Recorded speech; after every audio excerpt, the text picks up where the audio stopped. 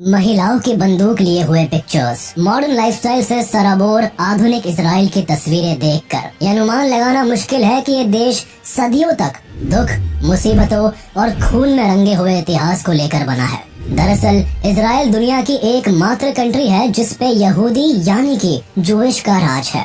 1940 के दशक के पहले यहूदी विश्व के अलग अलग कोने में बिखरे हुए थे, खासकर यूरोप ही उनका घर बन गया था।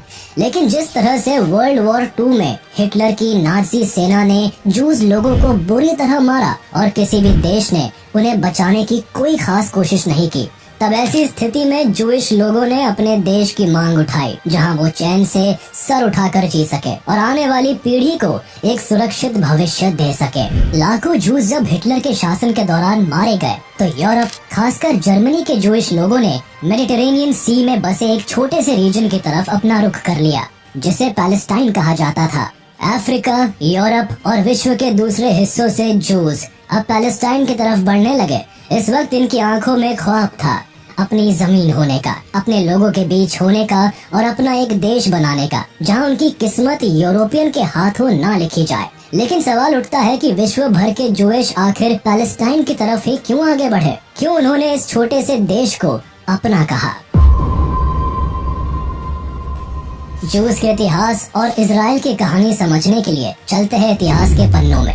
कहानी की शुरुआत होती है लगभग 4000 साल पहले। इन दिनों मेसोपोटामिया की सभ्यता थी जहां मूर्ति पूजा को बढ़ावा दिया जाता रहा। इस वक्त यहाँ कोई खास धर्म नहीं था और समाज इवॉल्व नहीं हुआ था। इसी दौरान यहाँ जन्म हुआ हजरत इब्राहिम का, जिससे अब्राहमिक रिलीजन शुरू हुआ। इनके वंशजों ने यहूदी, ईसाई और इस्लाम धर्म को जन्म दिया। बहरहाल हजरत इब्राहिम धीरे धीरे लैंड ऑफ केनन, जो कि प्रेजेंट डेज में इजराइल और पैलेस्टाइन का भाग है, वहाँ चले गए और लोगों को धार्मिक शिक्षा देना शुरू कर दी। इन्होंने एक धर्म की स्थापना की जिसे नाम दिया जूडाइज्म। इब्राहिम के फॉलोअर्स जूडास कहलाने लगे। इब्राहिम के 2 बेटे हुए, एक इस्माइल और दूसरा आइसैक। इनके समय में भी इन्होंने जूडाइज्म को ही फॉलो किया और इनके फॉलोअर्स भी काफी संख्या में हो गए। लेकिन आगे चलकर आइसैक के जो बेटे हुए उन्हें क्रिश्चियनिटी में जेकब, यहूदियों में इजराइल और मुस्लिमों में याकूब के तौर पर जाना गया। उन्होंने जूडाइज्म को आगे बढ़ाया, लेकिन फिर जेकब ने 4 शादियां की जिससे उनके 12 पुत्र हुए, जिन्होंने 12 अलग अलग कबीले बनाए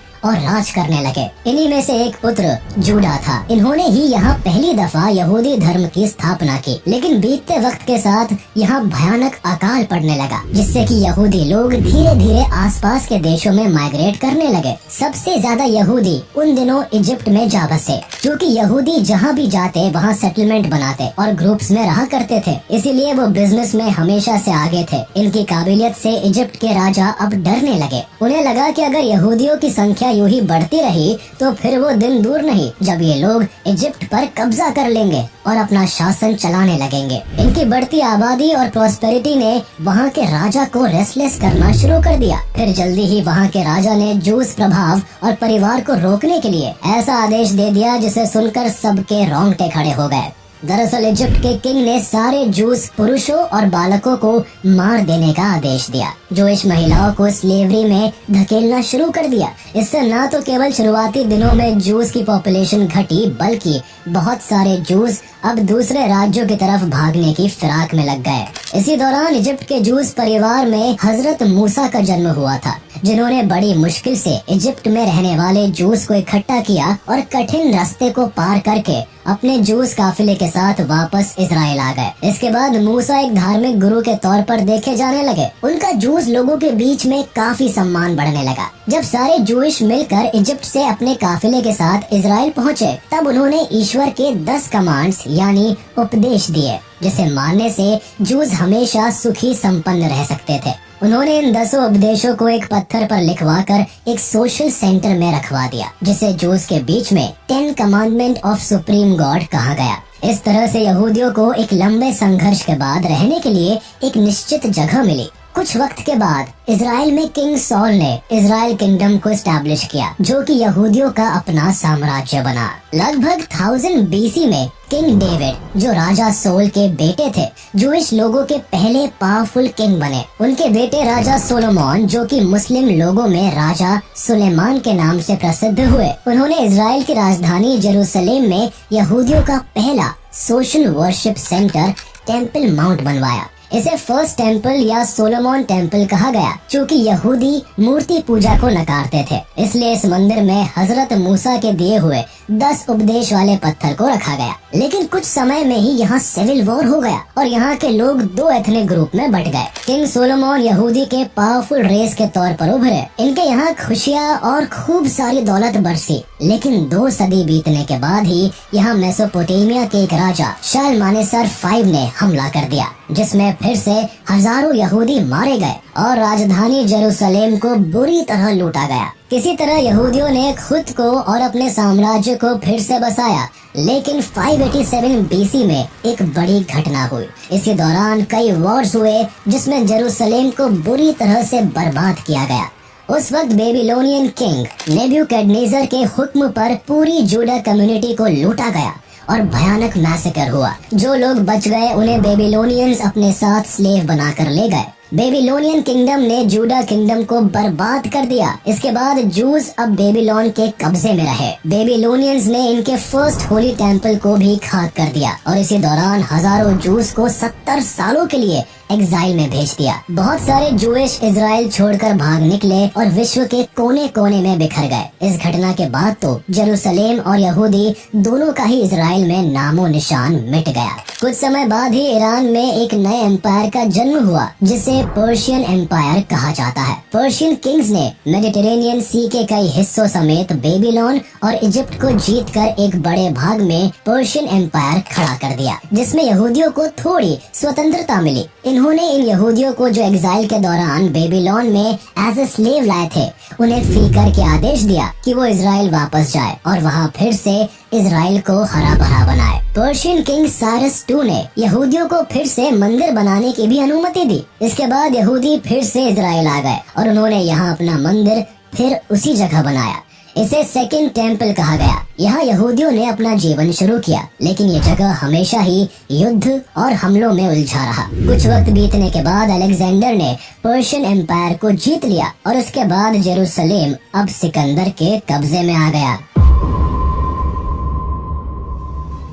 अलेक्जेंडर किंगडम खत्म होने के बाद 63 बीसी तक इजराइल रोमन किंगडम के भीतर आ गया। रोमन किंगडम के समय में ही जीसस क्राइस्ट का जन्म एक यहूदी परिवार में हुआ। वो धीरे धीरे लोगों के बीच काफी पॉपुलर होने लगे और उन्होंने खुद को भगवान का बेटा कहा। जल्दी ही उनके फॉलोअर्स अब यहूदी समाज में फैल गए। लोग उनकी बातों से बहुत प्रभावित होते और उनके चमत्कार देखने आने लगे। ये बात यहूदियों के धर्म गुरुओं को नहीं भाई। उन्होंने जीसस के खिलाफ बातें फैलानी शुरू कर दी। जूस ने जीसस को अपना गॉड मैसेंजर मानने से इनकार कर दिया। ये जीसस ऑफ नाजरेथ की टीचिंग को मानने से इनकार करने लगे और 30 से 33 AD के करीब जीसस को सूली पर टांग दिया, ये कहते हुए कि ये आदमी धर्म के खिलाफ बोल रहा था। लेकिन जीसस को सूली पर टांगना यहूदियों पर बहुत भारी पड़ गया। रोमन एम्पायर में जीसस के फॉलोअर्स बढ़ने लगे। कई जूइश भी अब क्रिश्चियनिटी को फॉलो करने लगे थे। इससे यहूदियों की समस्या और बढ़ने लगी। असल में रोमन्स की बढ़ती हुई क्रिश्चियन पॉपुलेशन की वजह से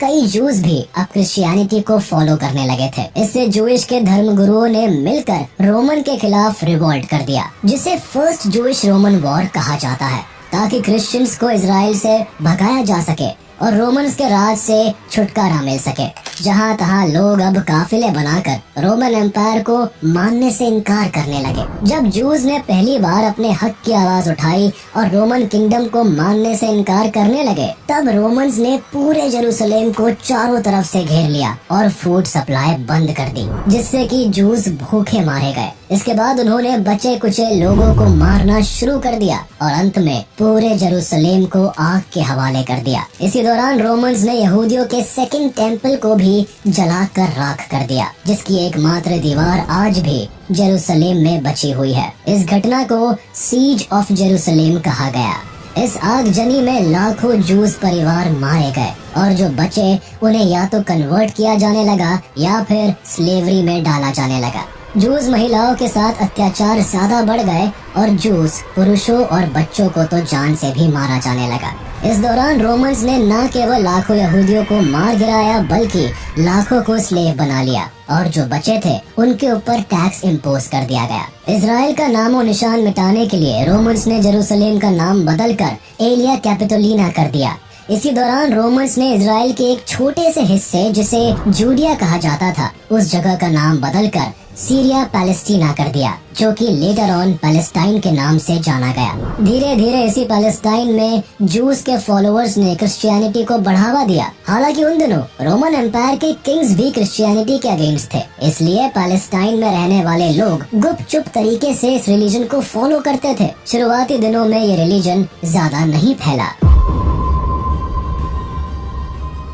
324 एडी तक तो रोमन एम्पायर का राज रहा, लेकिन इसके बाद रोमन किंगडम के टुकड़े हो गए और आखिरकार बाइजेंटाइन एम्पायर, जो कि रोमन एम्पायर का ही एक भाग था, उसने 324 एडी से जेरूसलेम की गद्दी हथिया ली। रोमन साम्राज्य की सत्ता द ग्रेट एम्परर कहे जाने वाले कॉन्स्टेंटीन के हाथों में आ गई। कॉन्स्टेंटीन खुद ही क्रिश्चियनिटी और जीसस के थॉट से काफी प्रभावित थे, इसलिए उन्होंने जेरूसलेम में जहाँ जीसस की कब्र थी वहाँ एक चर्च बनवा दिया और क्रिश्चियनिटी को एक्सेप्ट कर लिया। इस चर्च को चर्च ऑफ द होली सेपल्चर का नाम दिया गया। इसके बाद बाइजेंटाइन एम्पायर ने क्रिश्चियनिटी को अपना ऑफिशियल रिलीजन घोषित कर दिया। अब चूँकि यहूदी लोगों ने जीसस की टीचिंग्स को नहीं माना था और जीसस के क्रूसिफिकेशन को सपोर्ट किया था, इसलिए अब ये लोग दोबारा से इस नए साम्राज्य के टारगेट बन गए। अब फिर से जूस का परसिक्यूशन शुरू हुआ। इसी दौरान फिर से हजारों यहूदियों ने ईसाई धर्म को अपना लिया और जिन लोगों ने नहीं अपनाया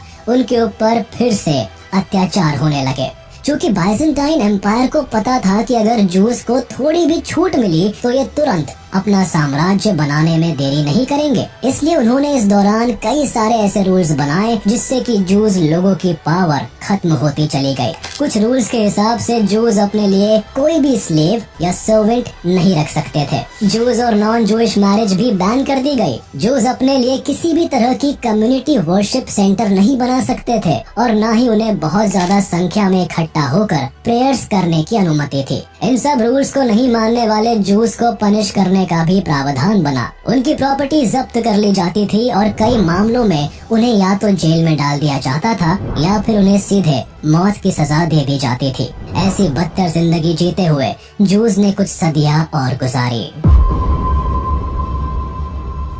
638 एडी में बाइजेंटाइन एम्पायर को हराकर अरब आर्मी ऑफ उमर जेरूसलेम को कैप्चर कर लेता है, जिसके बाद पूरा सीरिया पैलेस्टीना अरब रूलर्स के अंडर आ जाता है। अरब्स के समय उन्होंने उस जगह का नाम अब पैलेस्टीना कर दिया। 638 से लेकर 1099 तक पैलेस्टीना इस्लामिक पीरियड में रहा, जिसमें यहूदियों को थोड़ी बहुत आजादी मिली। इसी दौरान लाखों जूस मुस्लिम बन गए और खुद को इब्राहिम के वंशज कहने लगे। इस दौरान यहूदी खूब फ्लरिश हुए। मुस्लिम खलीफा ने पूरी दुनिया में बसे जूस को वापस से जेरूसलेम आने का न्योता दिया। इस दौरान आसपास बसे जूस फिर से इजराइल की तरफ चले गए। हालांकि पिछले 500 सालों से भटकते रहने के कारण कई जूस अब अफ्रीका, यूरोप, खासकर स्पेन, जर्मनी और रूस के आसपास के इलाकों में बस गए थे और उन्होंने वहां अपना छोटा छोटा सेटलमेंट बना लिया था। इसी दौरान इस्लाम धर्म चारों तरफ फैला और जूस भी पूरी दुनिया में अलग अलग जगह बसने लगे।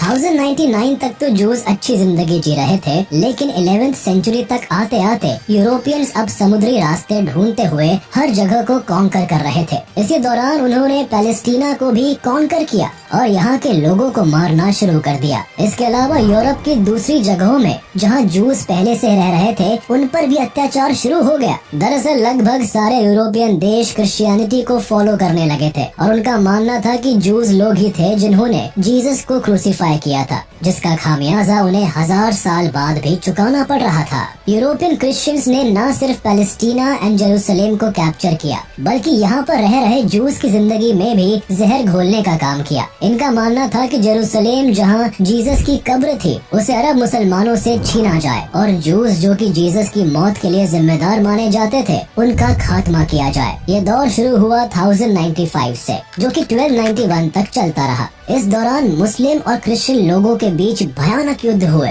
जिसे होली वॉर भी कहा जाता है। दरअसल जूस और मुस्लिम लोग जेरूसलेम को अपना होली लैंड मानते थे, लेकिन क्रिश्चियंस भी इसी जगह को अपना होली लैंड मानते थे और उस पर अपना अधिकार चाहते थे। इसी युद्ध में मुस्लिमों और जूस ने मिलकर ईसाइयों से युद्ध किया। ताकि उन्हें जेरूसलेम जाने से रोका जा सके। इस युद्ध में दोनों ही तरफ से लाखों लोग मारे गए, खासकर जूस जो इस रीजन में रह रहे थे। उनकी तो आधी से ज्यादा संख्या इस युद्ध में खत्म हो गई। इसके अलावा यूरोप में जहाँ भी यहूदी दिखे वहाँ ईसाइयों ने उनको जिंदा जलाना शुरू कर दिया। यहूदियों की ये जीवन शैली और स्लेवरी ऑटोमन एम्पायर के आने तक बनी रही। 16th सेंचुरी में ऑटोमन एम्पायर ने जेरूसलेम पर कब्जा कर लिया।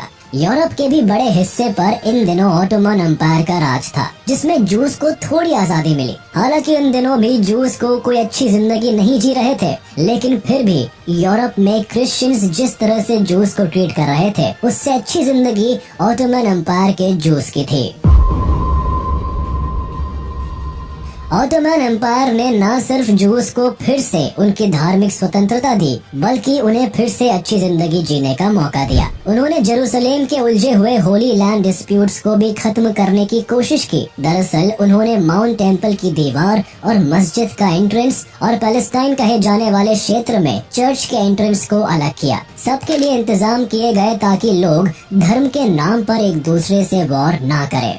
ऑटोमन एम्पायर का ये काम बेशक जेरूसलेम में काफी कारगर रहा। लंबे समय तक इन तीनों धर्मों के बीच कोई धर्म युद्ध नहीं हुए, लेकिन जूस का फेट उनका पीछा कहाँ छोड़ने वाला था। पिछले 2000 सालों से भागते रहने की वजह से अब जूस ज्यादातर मेडिटेरेनियन सी के हिस्सों और यूरोप में बस गए थे। बट यूरोप में अब चारों तरफ जूस विरोधी बातें होने लगी। क्रिश्चियंस अब बिना मतलब के कारण ढूंढकर जूस को मारने लगे। इस वक्त जूस के खिलाफ फैली इस नफरत को एंटी सेमिटिज्म का नाम दिया गया, जिसका मतलब था जूस लोगों के साथ धर्म और रेस के बेसिस पर भेदभाव करना। ये भेदभाव कोई नॉर्मल लेवल का नहीं था, बल्कि एंटी जूइश लोग जूस को समाज का धब्बा समझते थे। उन्हें कम्युनिटी या सोसाइटी के सोशल वेलफेयर स्कीम्स और बेनिफिट से दूर रखा जाता था। उन्हें कई बार तो धर्म के नियम तोड़ने और काला जादू करने के नाम पर जिंदा जला दिया जाता था। 18th सेंचुरी आते आते एंटी सेमिटिज्म पूरे यूरोप एम्पायर्स में फैलने लगा और जूस को एक एक सांस के लिए मोहताज होना पड़ा। आए दिन उनके साथ मारपीट, स्लेवरी और मैसेकर्स होने लगे। एंटी जूइश खासकर ईसाइयों ने जूइश लोगों का मैसेकर करना शुरू कर दिया। औरत, मर्द, बच्चे, यहाँ तक कि प्रेग्नेंट औरतों को एक साथ इकट्ठा करके जिंदा आग में जला दिया जाता था। हजारों जूस को फ्रांस और यूरोप के दूसरे हिस्सों से निकाला जाने लगा। जूस के लिए एक येलो बैच पहनना कंपलसरी कर दिया गया, जिससे कि उन्हें सोशली लोग पहचान सके। Jobs, social reservations, inter religion marriages, ये चीजें जूस के लिए बैन थी। यहाँ तक कि जो लोग जूस से कन्वर्ट होकर क्रिश्चियंस बन जाते थे, उनके साथ भी यूरोप में अच्छा व्यवहार नहीं किया जाता था। कुल मिलाकर कहे तो एंटी सेमिटिज्म की वजह से पूरे यूरोप में जूस के साथ बेरहमी से मारपीट की जाती रही। वक्त के साथ चीजें बदली नहीं, बल्कि जूस का जीना और मुश्किल होने लगा। इनके लिए अलग पीनल कोड होते थे। इन्हें हर छोटी बात पर मार दिया जाता था और कुछ सालों के अंतराल के बाद इन्हें देश से निकालने के लिए युद्ध होने लगते। क्रिश्चियंस का मानना था कि जूस सिर्फ अपनी भलाई चाहते हैं और सिर्फ अपने बारे में सोचते हैं, इसीलिए इन्हें सामाजिक जीवन जीने का कोई अधिकार नहीं होना चाहिए। ऐसे में अब लाखों यहूदी लोग परेशान होकर अमेरिका की तरफ भागने लगे। इसी दौरान 18वीं शताब्दी में जब फ्रेंच रेवोल्यूशन हुआ, तब नेपोलियन के टाइम में जूस को अच्छी जिंदगी जीने का मौका मिला। लेकिन नेपोलियन के अंत के साथ ही जूस की जिंदगी की खुशियों की भी अंतिम घड़ी आ गई। लेकिन उनका इस तरह से बार बार भागना अब उनकी पीढ़ियों को नागवार गुजरने लगा। धीरे धीरे जूस लोग अपनी धरती की मांग करने लगे। उनकी ये डिमांड मोस्टली यूरोपियन कंट्रीज से थी, क्योंकि उन्हीं के कारण मॉडर्न टाइम में जूस बेघर हो रहे थे और जहाँ तहाँ भागकर जिंदगी जीने को मजबूर हो रहे थे। दुनिया में हो रहे बुरे बर्ताव की वजह से पूरी दुनिया में जूइश कम्युनिटी को लगने लगा था कि अगर उन्हें एक सुकून की जिंदगी जीनी है तो उन्हें अब अपना देश बनाना पड़ेगा। 19th सेंचुरी तक चारों तरफ जूस के बीच में जूइश कंट्री की बातें होनी शुरू हो गई। इसी दौरान मई 2, 1860 को थियोडोर हर्जल नाम के एक जूस व्यक्ति का जन्म हंगरी में हुआ। इन्होंने खुद ही काफी एंटी जूइश पॉलिसीज और यूरोपियंस के हेट्रेड को फील किया था। इन्होंने ज़ायनिज्म नाम का एक मूवमेंट शुरू किया और जूस की अपनी कंट्री की मांग को बढ़ावा दिया। इसी दौरान इन्होंने किताब लिखी जिसका टाइटल द जूइश स्टेट था। इस किताब में पहली बार उन्होंने पूरी दुनिया में बसे जूस को अपना देश बनाने को कहा। हर्जल पेशे से जर्नलिस्ट थे और उन्होंने ही 19वीं शताब्दी में पहली बार जूस के लिए और अपने देश के लिए आवाज उठाई थी। इनके द जूइश स्टेट के विचार पूरे विश्व भर में फैले, जूस को प्रभावित करने लगे। फिर हर्जल ने एक जूस की पॉलिटिकल कमेटी बनाई जिसका नाम जियोनिस्ट ऑर्गेनाइजेशन रखा गया और इसकी पहली बैठक 1897 में स्विट्जरलैंड में हुई। इस बैठक के बाद जियोनिस्ट मूवमेंट को सपोर्ट करने के लिए विश्व भर में फैले जूस इस ऑर्गेनाइजेशन में पैसे भेजने लगे। देखते देखते कुछ ही समय में यह ऑर्गेनाइजेशन ने बहुत पैसे इकट्ठे कर लिए जिससे कि जूस का एक अपना देश बनाया जा सके। उन दिनों पूरे यूरोप में डेथ टू द जूस का नारा गूंजने लगा था जिससे कि पूरी जूस फैमिलीज में काफी डर फैलता जा रहा था। ऐसे में हर्जल ने विश्व भर में फैले जूस को अपने वतन इजराइल, जो कि अब पैलेस्टाइन बन गया था, वहां आने को कहा। उनके उस बुलावे के बाद काफी मात्रा में जूस अपने वतन इजराइल की तरफ बढ़ने लगे। हर्जल को यह भरोसा था कि एंटी सेमिटिज्म को यूरोप से हटाना नामुमकिन है और इस वजह से जूस हमेशा ही दुख भरी जिंदगी जीते रहेंगे। इसीलिए उन्होंने जूस स्टेट की मांग तेज कर दी। उनके बुलावे पर फिर से जूस का काफिला पैलेस्टाइन की तरफ बढ़ने लगा। जिसको जैसे संभव हुआ वो उसी हालत में पैलेस्टाइन की तरफ बढ़ निकला। कुछ लोग तो एंटी सेमिटिज्म के मारे पैदल ही रेगिस्तान पार करते हुए पैलेस्टाइन पहुंच गए। क्योंकि उन दिनों पैलेस्टाइन ओटोमन एम्पायर के हाथ में था, इसीलिए जूस के यहाँ आने पर कोई रोक टोक नहीं हुई। जूस के यूरोप से पलायन करके पैलेस्टाइन पहुंचने के इवेंट को आलिया का नाम दिया गया। हर्जल के इस बुलावे पर पहला आलिया 1882 एंड 1903 के बीच हुआ जिसमें लगभग 35,000 जूस इजराइल वापस आए। इसके बाद दूसरा आलिया 1904 एंड 1914 के बीच हुआ जिसमें फिर से लगभग 40,000 जूस इजराइल आए। इसी बीच वर्ल्ड वॉर 1 शुरू हो गया। इसके दौरान भी लगभग 40,000 जूस पैलेस्टाइन आ गए। लेकिन पैलेस्टाइन आकर भी जूस यहाँ एक भगोड़े की तरह जीवन जी रहे थे। जूइश लोगों ने बॉर्डर वाले इलाकों में अपना सेटलमेंट बनाया, लेकिन जूस के पास काफी पैसे थे जिसका इस्तेमाल करके वो अपना शहर, स्कूल्स, हॉस्पिटल्स और संस्कृति को फ्लोरिश करना चाहते थे। जूस अपना देश किसी भी कीमत पर बनाना चाहते थे और इस बात की खबर ब्रिटिशर्स को काफी अच्छे से थी। उन दिनों अमेरिका में जो जूस थे वो काफी फ्लोरिश्ड और रिच थे और वही लोग मेनली ज़ायनिस्ट ऑर्गेनाइजेशन को पैसे भेज रहे थे। अमेरिका के वर्ल्ड वॉर 1 में एंटर कर जाने के बाद अब जूस भी कुछ हद तक प्रो ब्रिटिशर्स हो गए। इस बात का फायदा उठाकर ब्रिटिश एम्पायर ने अपनी कमजोर होती हुई इकोनॉमी को बूस्ट करने और वॉरफेयर के खर्चे को उठाने के लिए 1917 के आसपास जूस लोगों से फाइनेंशियल मदद मांगी। बदले में उन्होंने ये कहा कि अगर जूस उन्हें पैसों से मदद करते हैं और अगर ब्रिटिशर्स वर्ल्ड वॉर 1 जीत जाते हैं तो वो लोग जूस की अपनी कंट्री इजराइल बनाने में मदद करेंगे। ब्रिटिशर्स के इस वादे पर भरोसा करके जूस ने ब्रिटिशर्स को सपोर्ट किया। उन दिनों ये प्रस्ताव जूस और ब्रिटिश फॉरेन सेक्रेटरी आर्थर बैलफोर के बीच हुआ था, जिसे बैलफोर डिक्लेरेशन भी कहा जाता है। इस प्रॉमिस पर भरोसा करके जूइश लोगों ने ब्रिटिशर्स को ऑटोमन के खिलाफ जाकर फाइनेंशियल मदद की। इस युद्ध में ऑटोमन एम्पायर हार गया और पैलेस्टाइन अब ब्रिटिशर्स के कब्जे में आ गया। पैलेस्टाइन जब ब्रिटेन के कब्जे में आया तो पूरे विश्व से जूस पैलेस्टाइन की तरफ बढ़ने लगे। जूस लीडर्स ने देखा कि लोग अलग अलग जगहों से आ रहे हैं और उनकी बोली, भाषा और लाइफस्टाइल भी एक दूसरे से अलग है, तो उन्होंने पूरी जूस सोसाइटी को यूनिफॉर्मिटी देने के लिए एक शहर बसा लिया जिसका नाम सिटी ऑफ टेल अवीव दिया गया। यहाँ पर जूइश लीडर्स ने हिब्रू भाषा, जो कि जूस की अपनी पुरानी भाषा थी, उसे फिर से यूज में लाने की कोशिश की। हिब्रू भाषा सिखाने के लिए स्कूल खोले गए, न्यूज़पेपर और पब्लिक अनाउंसमेंट्स और प्रेयर्स को हिब्रू लैंग्वेज में ही प्रमोट किया गया, जिससे कि जूस आपस में मजबूती से जुड़ते चले गए। जूस की बढ़ती जनसंख्या और ब्रिटिशर्स के कब्जे में आ जाने की वजह से अब पैलेस्टाइन, जो कि मेनली मुस्लिम थे, वो डरने लगे और यहीं से शुरू हो गया अरब इजरायली के बीच पैलेस्टाइन में डोमिनेंस का कॉन्फ्लिक्ट। दोनों ही पैलेस्टाइन पर अपना हक चाहते थे। पैलेस्टीनीज को लगने लगा कि उनकी जमीनें छीनकर ब्रिटिशर्स कहीं जूस को ना दे दे। इसके बाद पैलेस्टीनीज ने जूस और ब्रिटिश आर्मी के खिलाफ रिवोल्ट कर दिया, जिसे शांत करने के लिए ब्रिटिशर्स ने जूस के सिर्फ 10,000 लोगों को ही एक साल में पैलेस्टाइन आने की परमिशन दी। लेकिन पोलैंड, रशिया और जर्मनी में बढ़ते एंटीसेमिटिज्म की वजह से लाखों जूस बिना किसी रूल की परवाह किए इल्लीगली पैलेस्टाइन में आने लगे। इसी बीच जूस ने अपनी सिटी में एग्रीकल्चरल लैंड्स को बनाया और खेती शुरू कर दी। इसके अलावा हिस्टाड्रोट जो कि लेबर संगठन था उसे भी बनाया गया। इसके बाद उन्होंने एक इलेक्टेड असेंबली, अपनी नेशनल काउंसिल और हगाना जो कि इजराइल की डिफेंस फोर्स थी उसे भी एस्टैब्लिश कर लिया। एक तरह से इन्होंने पैलेस्टाइन में अपना देश बनाना शुरू कर दिया। लेकिन इसी बीच जर्मनी में हिटलर के राइज की वजह से जूइश लोगों पर बहुत अत्याचार होने लगा, जिससे भागकर फिर लाखों की संख्या में जूस अपने देश इजराइल की तरफ लौटने लगे। जूस के बढ़ते पॉपुलेशन की वजह से अब पैलेस्टाइन में कॉन्फ्लिक्ट्स तेज हो गए, लेकिन इस बार जूस भागने के मूड में नहीं थे। उन्होंने अपनी फोर्सेस को तैयार किया, जिससे वो पैलेस्टाइन के खिलाफ सिविल वॉर भी जीत रहे थे।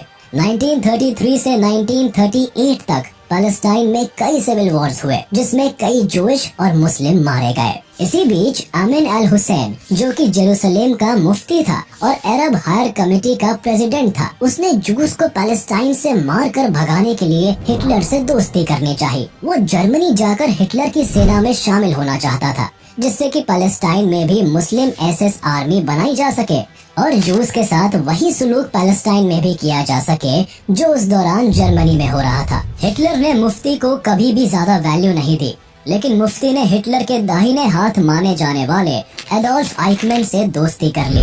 इसके बाद वर्ल्ड वॉर 2 के दौरान ब्रिटिशर्स ने पैलेस्टाइन के बॉर्डर को पूरी तरह से सील कर दिया, जिससे कि जूस का पैलेस्टाइन में एंटर करना नामुमकिन हो गया। ऐसे में बाकी देशों ने भी जूस के लिए अपने देश के दरवाजे बंद कर दिए। 1939 में वर्ल्ड वॉर 2 शुरू हो गया, जिसमें लगभग 60 लाख जूस हॉलोकॉस्ट में मारे गए और जो बच गए वो किसी तरह से इजराइल भागकर चले आए। हॉलोकॉस्ट के भयानक दर्द से गुजरने के बाद अब जूस के इंतजार की हद खत्म हो गई। उन्होंने अपना देश बनाने के लिए फिर से ब्रिटिश एम्पायर पर जोर डालना शुरू कर दिया। इस बार जूस पीछे हटने वालों में से नहीं थे। उन्होंने अपने हाथों में बंदूक उठाई, जिससे कि इजराइल एक स्वतंत्र देश बन सके।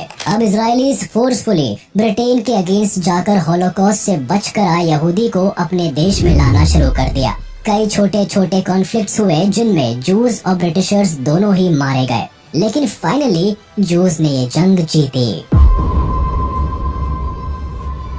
1947 में Zionist movement homeland for the Jewish people काफी तेज हो गया। वर्ल्ड वॉर 2 के बाद ब्रिटिश इकोनॉमिकली काफी कमजोर हो गया था, इसलिए उन्होंने व्हाइट पेपर रिलीज करके कहा कि वो लोग 15 मई 1948 को पैलेस्टाइन छोड़कर चले जाएंगे। लेकिन यहाँ तो अब तक ब्रिटिश एम्पायर के द्वारा यहूदियों को प्रॉमिस किया गया होमलैंड मिला ही नहीं था, तो फिर अरब्स और जूस के बीच होने वाले युद्ध भी लाजमी ही था। लेकिन इस मामले को तब यूएन कमीशन ने संभाला और पैलेस्टाइन के डिवीजन की बात प्रपोज की। शुरुआती दिनों में तो जूस के सपोर्ट में कोई भी नहीं आया, लेकिन जैसे ही अमेरिका ने अपना वोट जूइश स्टेट इजराइल के फॉर्मेशन के पक्ष में दिया, वैसे ही यूएसएसआर ने भी जूस के सपोर्ट में वोट कर दिया। फिर फाइनली जब यूएन कमीशन में पैलेस्टाइन और इजराइल के बंटवारे के लिए वोटिंग हुई, तब 33 देशों ने इजराइल के पार्टीशन प्लान को समर्थन दिया, जबकि 12 मुस्लिम देश और अपना एक भारत इस पार्टीशन के खिलाफ थे। सबसे मजेदार बात यह है कि ब्रिटेन, जिसने जूस को अपना स्टेट दिलाने का वादा किया था, वही इस वोटिंग में न्यूट्रल रहा। कुल मिलाकर 10 देशों ने किसी के भी पक्ष में वोट नहीं दिया। मई 1948 को फाइनली ब्रिटिश आर्मी ने रेजोल्यूशन 181 के तहत पैलेस्टाइन को बांटकर इन्हें छोड़ दिया। लेकिन इसके एक दिन पहले ही 14 मई 1948 को इजराइल अपने आप को इंडिपेंडेंट घोषित कर देता है। लेकिन इजराइल की ये खुशी एक दिन से ज्यादा नहीं टिकी, क्योंकि बंटवारे के अगले ही दिन पैलेस्टाइन ने इजराइल पर हमला कर दिया। हमले की वजह पैलेस्टाइन का अनइवन बंटवारा था। दरअसल जूस की जनसंख्या पैलेस्टाइन में काफी कम थी और वो मोस्टली पैलेस्टाइन के ऊपरी भाग के बॉर्डर टाउन्स में रहा करते थे। लेकिन जब ये बंटवारा हुआ, तब पैलेस्टाइन का एक बड़ा भाग इजराइल को दे दिया गया, जिससे जूस तो बड़े खुश हुए, लेकिन मुस्लिमों ने इसे एक्सेप्ट नहीं किया। इसके अलावा पैलेस्टाइन को 3 भागों में बांट दिया गया, एक अरब स्टेट, दूसरा जूइश स्टेट और सिटी ऑफ जेरूसलेम को इंटरनेशनल टेरिटरी घोषित कर दिया गया। इस बंटवारे की वजह से पैलेस्टाइन के निचले भाग में रहने वाले 7 लाख से ज्यादा मुस्लिम लोग बेघर हो गए और न्यूली क्रिएटेड अरब स्टेट पैलेस्टाइन में जाने को मजबूर हो गए। इसी वजह से इजराइल के फॉर्मेशन के तुरंत बाद फर्स्ट अरब इजरायली वॉर हुआ, जिसमें लाखों पैलेस्टीनीज और यहूदी मारे गए। ये युद्ध 1949 में खत्म हुआ, जिसमें यहूदियों की जीत हुई, लेकिन ये कॉन्फ्लिक्ट कभी खत्म नहीं हुआ।